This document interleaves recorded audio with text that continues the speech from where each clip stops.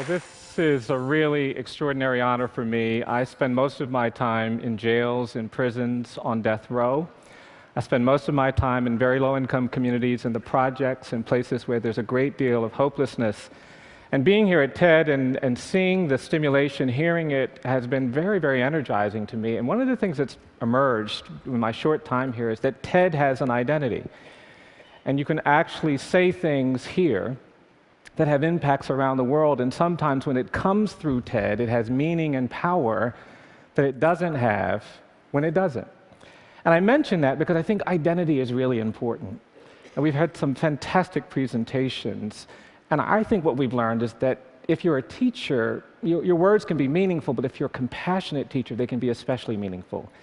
If you're a doctor, you can do some good things, but if you're a caring doctor, you can do some other things. So I want to talk about the power of identity. And I didn't learn about this actually practicing law and doing the work that I do. I actually learned about this from my grandmother. I grew up in a house that was the traditional African-American home that was dominated by a matriarch, and that matriarch was my grandmother. She was tough, she was strong, she was powerful. She was the end of every argument in our family. She was the beginning of a lot of arguments in our family. She was the daughter of people who were actually enslaved. Her parents were born in slavery in Virginia in the 1840s. She was born in the 1880s, and the experience of slavery very much shaped the way she saw the world. My grandmother was tough, but she was also loving. When I would see her as a little boy, she'd come up to me and she'd give me these hugs, and she'd squeeze me so tight I could barely breathe. And then she'd let me go. And an hour or two later, if I saw her, she'd come over to me and she'd say, "Bryan, do you still feel me hugging you?" And if I said no, she'd assault me again, and if I'd say yes, she'd leave me alone. And she just had this quality that you always wanted to be near her. And the only challenge was that she had 10 children. My mom was the youngest of her 10 kids, and sometimes when I would go and spend time with her, it'd be difficult to get her time and attention. My cousins would be running around everywhere, and I remember when I was about 8 or 9 years old, waking up one morning, going into the living room, and all of my cousins were running around, and my grandmother was sitting across the room staring at me. And at first I thought we were playing a game. And I would look at her and I'd smile, but she was very serious. And after about 15 or 20 minutes of this, she got up and she came across the room and she took me by the hand and she said, "Come on, Bryan, you and I are going to have a talk." And I remember this just like it happened yesterday. I never will forget it. She took me out back and she said, "Bryan, I'm going to tell you something, but you don't tell anybody what I tell you." I said, "Okay, Mom." She said, "Now you make sure you don't do that." I said, "Sure." Then she sat me down and she looked at me and she said, "I want you to know I've been watching you." And she said, "I think you're special." She said, "I think you can do anything you want to do." I will never forget it. And then she said, "I just need you to promise me 3 things, Bryan." I said, "Okay, Mom." And she said, "The first thing I want you to promise me is that you'll always love your mom." She said, "That's my baby girl, and you have to promise me now you'll always take care of her." Well, I adored my mom, so I said, "Yes, Mama, I'll do that." Then she said, "The second thing I want you to promise me is that you'll always do the right thing, even when the right thing is the hard thing." And I thought about it, and I said, "Yes, Mama, I'll do that." Then finally she said, "The third thing I want you to promise me is that you'll never drink alcohol." Well, I was 9 years old, so I said, "Yes, Mama, I'll do that." I grew up in the country in the rural South, and I have a brother a year older than me and a sister a year younger. And when I was about 14 or 15, one day my brother came home and he had this 6-pack of beer. I don't know where he got it. And he grabbed me and my sister, and we went out in the woods, and we were kind of just out there doing the stuff we crazily did. And he had a sip of this beer, and he gave some to my sister, and she had some, and they offered it to me. And I said, no, that's okay, y'all go ahead. I'm not going to have any beer. And my brother said, "Come on, we're doing this today. You always do what we do. I had some, your sister had some, have some beer." I said, "No, I don't feel right about that. Y'all go ahead. And then my brother started staring at me. He said, what's wrong with you? Have some beer." Then he looked at me real hard. He said, "Oh, I hope you're not still hung up on that conversation Mama had with you." I said, "Well, what are you talking about?" He says, "Oh, Mama tells all the grandkids that they're special." I was devastated. And I'm going to admit something to you. I'm going to tell you something I probably shouldn't. I know this might be broadcast broadly, but I'm 52 years old, and I'm going to admit to you that I've never had a drop of alcohol. I I don't say that because I think that's virtuous. I say that because there is power in identity. When we create the right kind of identity, we can say things to the world around us that they don't actually believe make sense. We can get them to do things that they don't think they can do. When I thought about my grandmother, of course she would think all her grandkids were special. My grandfather was in prison during Prohibition. My male uncles died of alcohol-related diseases, and these were the things she thought we needed to commit to. Well, I've been trying to say something about our criminal justice system. This country is very different today than it was 40 years ago. In 1972, there were 300,000 people in jails and prisons. Today, there are 2.3 million. The United States now has the highest rate of incarceration in the world. We have 7 million people on probation and parole, and mass incarceration, in my judgment, has fundamentally changed our world. In poor communities and communities of color, there is this despair, there is this hopelessness that is being shaped by these outcomes. 1 out of 3 black men between the ages of 18 and 30 is in jail, in prison, on probation, or parole.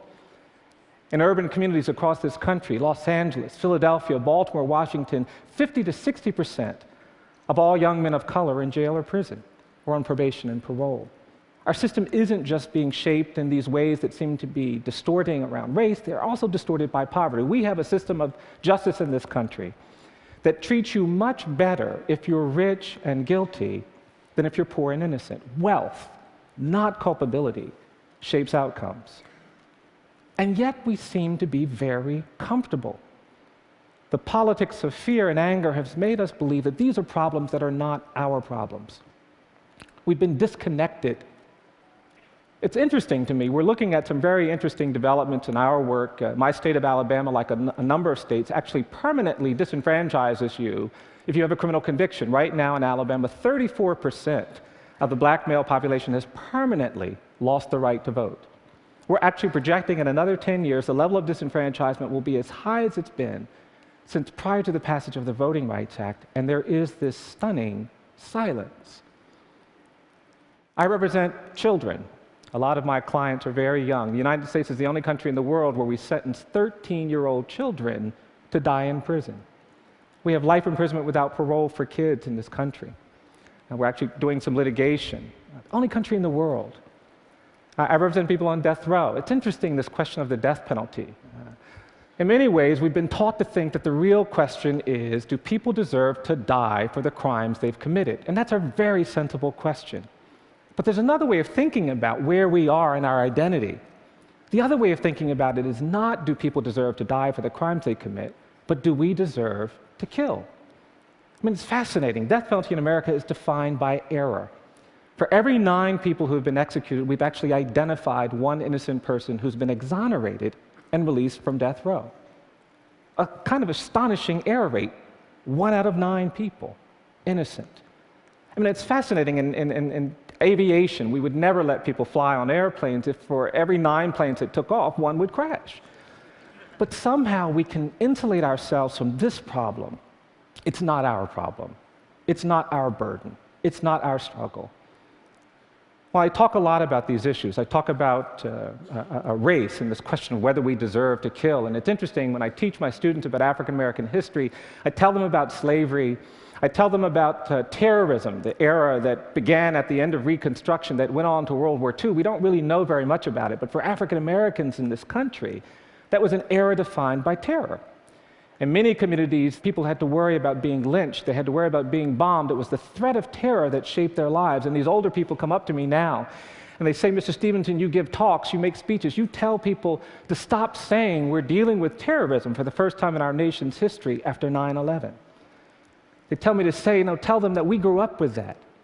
And that era of terrorism, of course, was followed by segregation, decades of racial subordination and apartheid. And yet we have in this country this dynamic where we really don't like to talk about our problems. We don't like to talk about our history. And because of that, we really haven't understood what it's meant to do the things we've done historically. And we're constantly running into each other. We're constantly creating tensions and conflicts. We have a hard time talking about race. And I believe it's because we are unwilling to commit ourselves to a process of truth and reconciliation. In South Africa, People understood that we couldn't overcome apartheid without a commitment to truth and reconciliation. In Rwanda, even after the genocide, there was this commitment. But in this country, we haven't done that. I was giving this lecture in Germany, some lectures in Germany about the death penalty. It was fascinating because one of the scholars stood up after the presentation and said, well, you know, it's deeply troubling to hear what you're talking about.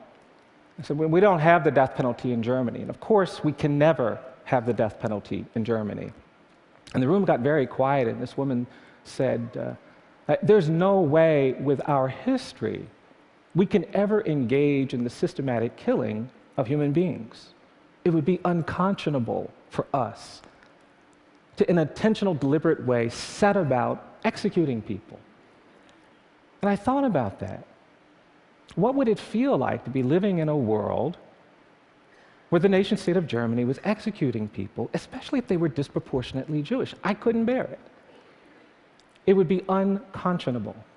And yet in this country, in the states of the Old South, we execute people. We are 11 times more likely to get the death penalty if the victim is white than if the victim is black, 22 times more likely to get it if the defendant is black and the victim is white. In the very states where there are buried in the ground the bodies of people who were lynched, and yet there is this disconnect. Well, I believe that our identity is at risk. That when we actually don't care about these difficult things, the positive and wonderful things are nonetheless implicated. We love innovation. We love technology. We love creativity. We love entertainment. But ultimately, those realities are shadowed by suffering, abuse, degradation, marginalization. And for me, it becomes necessary to integrate the two. Because ultimately, we are talking about a need to be more hopeful, more committed, more dedicated to the basic challenges of living in a complex world. And for me, that means spending time thinking and talking about the poor, the disadvantaged, those who will never get to TED. But thinking about them in a way that is integrated in our own lives. You know, ultimately, we all have to believe things we haven't seen. We do. As rational as we are, as committed to intellect as we are, innovation, creativity, development comes not from the ideas in our mind alone. They come from the ideas in our mind that are also fueled by some conviction in our heart. And it's that mind-heart connection that I believe compels us to not just be attentive to all the bright and dazzling things, but also the dark and difficult things. Václav Havel, the great Czech leader, talked about this. He said, when we were in Eastern Europe and dealing with oppression, we wanted all kinds of things, but mostly what we needed was hope, an orientation of the spirit, a willingness to sometimes be in hopeless places and be a witness. Well, that orientation of the spirit is very much at the core of what I believe even TED communities have to be engaged in. There is no disconnect around technology and design that will allow us to be fully human until we pay attention to suffering, to poverty, to exclusion, to unfairness, to injustice. Now, I will warn you that this kind of identity is a much more challenging identity than ones that don't pay attention to this. It will get to you. I had the great privilege when I was a young lawyer of meeting Rosa Parks, and Ms. Parks used to come back to Montgomery every now and then, and she would get together with two of her dearest friends, these older women, Johnny Carr, who was the organizer of the Montgomery bus boycott, an amazing African-American woman, and Virginia Durr, a white woman whose husband, Clifford Durr, represented Dr. King. And these women would get together and just talk. And every now and then, Ms. Carr would call me, and she'd say, Bryan, Ms. Parks is coming to town, and we're going to get together and talk. Do you want to come over and listen? And I'd say, yes, ma'am, I do. And she said, well, what are you going to do when you get here? I said, I'm going to listen.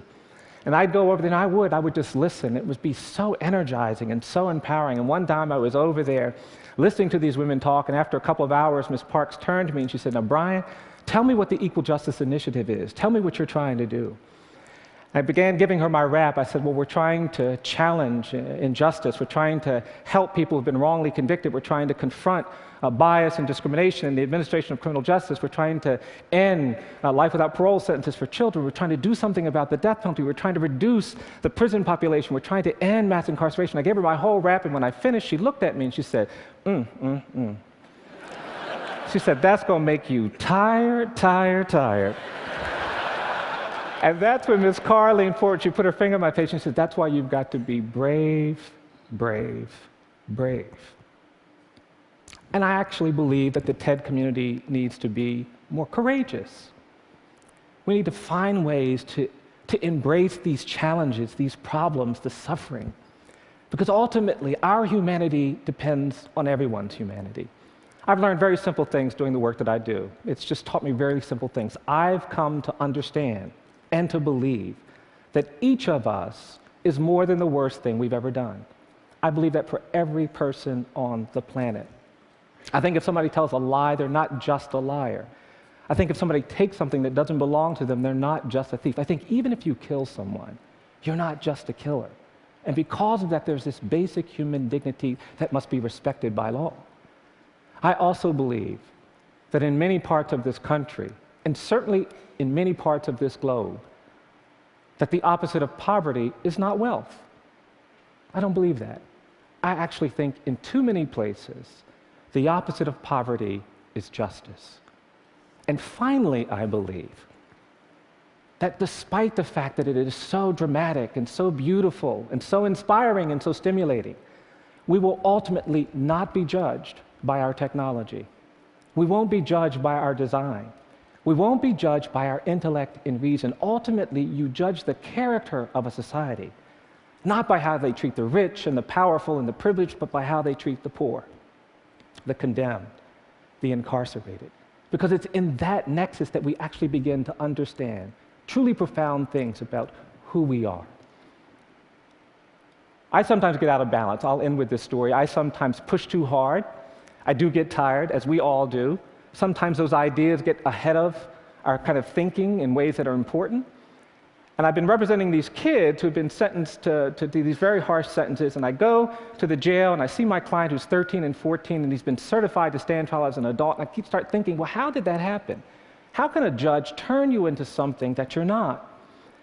And the judge has certified him as an adult, but I see this kid, and I was up too late one night and I started thinking, well, gosh, if the judge can turn you into something that you're not, the judge must have magic power. I said, yeah, Brian, the judge has some magic power. You should ask for some of that. And because I was up too late and wasn't thinking real straight, I started working on a motion. And I had a client who was 14 years old, a young, poor black kid, and I started working on this motion, and the head of the motion was a motion to try my poor 14-year-old black male client like a privileged white 75-year-old corporate executive.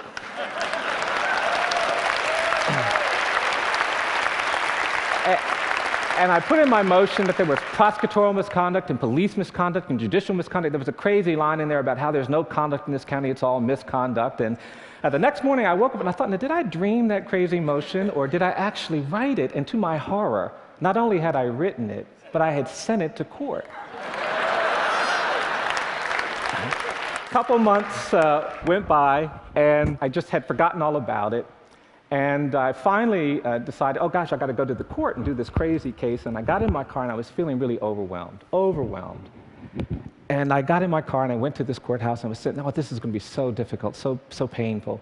And I finally got out of the car and I started walking up to the courthouse. And as I was walking up the steps of this courthouse, there was an older black man who was the janitor in this courthouse. When this man saw me, he came over to me and he said, who are you? I said, I'm a lawyer. He said, you're a lawyer? I said, yes, sir. And this man came over to me and he hugged me. And he whispered in my ear, he said, I'm so proud of you. And I have to tell you, it was energizing. It connected deeply with something in me about identity, about the capacity of every person to contribute to a community, to perspective that is hopeful. Well, I went into the courtroom, and as soon as I walked inside, the judge saw me coming in. He said, Mr. Stevenson, did you write this crazy motion? I said, yes, sir, I did. And we started arguing. People started coming in because they were just outraged. I had written these crazy things. And police officers were coming in, and assistant prosecutors and clerk workers. And before I knew it, the courtroom was filled with people angry that we were talking about race, that we were talking about poverty, that we were talking about inequality. And out of the corner of my eye, I could see this janitor pacing back and forth, and he kept looking through the window, and he could hear all of this hollering. He kept pacing back and forth. And finally, this older black man, with this very worried look on his face, came into the courtroom and sat down behind me, almost at counsel table. About 10 minutes later, the judge said we would take a break, and during the break, there was a deputy sheriff who was offended that the janitor had come into court. And this deputy jumped up and he ran over to this older black man. He said, "Jimmy, what are you doing in this courtroom?" And this older black man stood up and he looked at that deputy and he looked at me and he said, "I came into this courtroom to tell this young man, keep your eyes on the prize, hold on." I've come to TED because I believe that many of you understand that the moral arc of the universe is long, but it bends toward justice, that we cannot be full, evolved human beings until we care about human rights and basic dignity, that all of our survival is tied to the survival of everyone, that our visions of technology and design and entertainment and creativity have to be married with the visions of humanity, compassion, and justice. And more than anything, for those of you who share that, I've simply come to tell you to keep your eyes on the prize. Hold on. Thank you very much.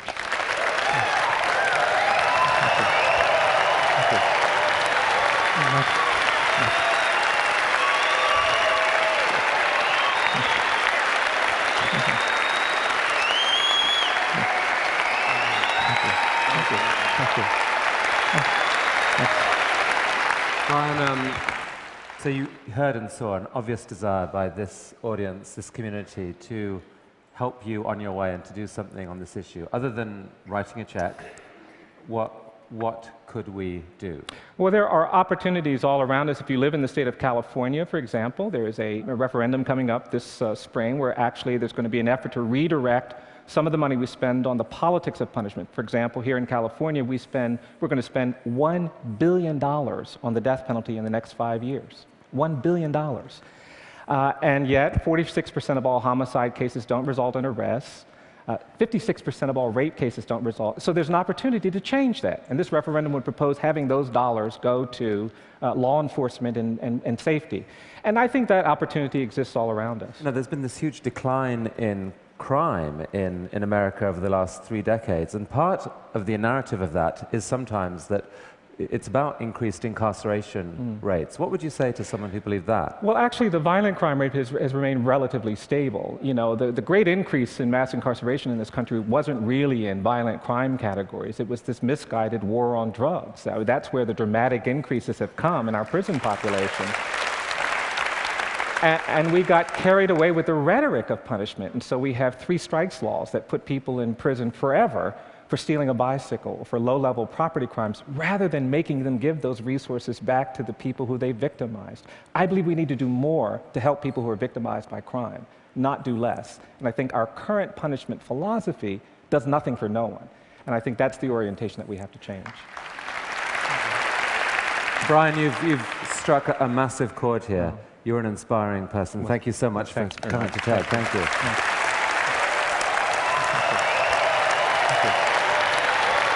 you.